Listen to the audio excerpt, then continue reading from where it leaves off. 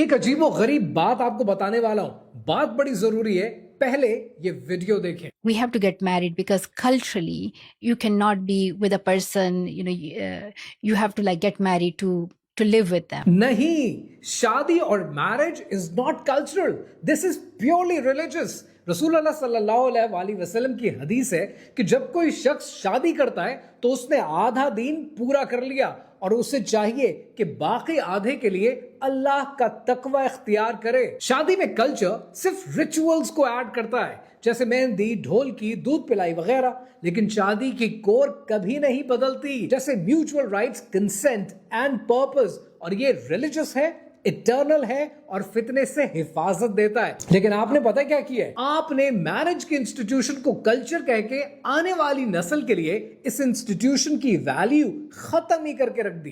رسول اللہ صلی اللہ علیہ وآلہ وسلم کا ارشاد ہے، نکاح میری سنت ہے، اور جو میری سنت سے منہ موڑے وہ مجھ سے نہیں۔ اب آپ کو سمجھ میں آیا کہ کلچر بدلتا ہے، لیکن اللہ سبحانہ و تعالیٰ کا احکام کبھی نہیں بدلتا۔ پر یہ بات تو آپ کسی کو کبھی بتائیں گی نہیں۔ اب ذرا یہ سنیں۔ This has been an institution that has given less to women through history and across the globe. کہاں سے لاتی ہیں آپ یہ ڈیٹا؟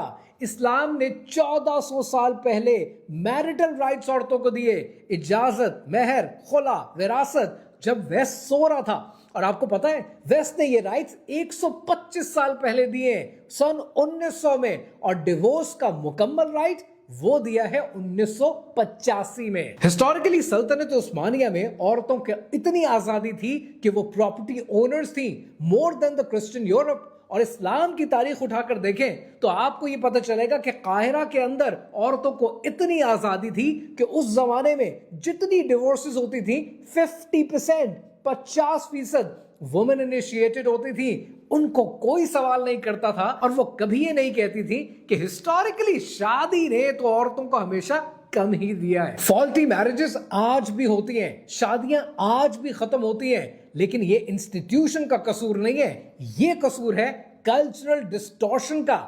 پر یہ بات آپ کبھی بتائیں گی ہی نہیں۔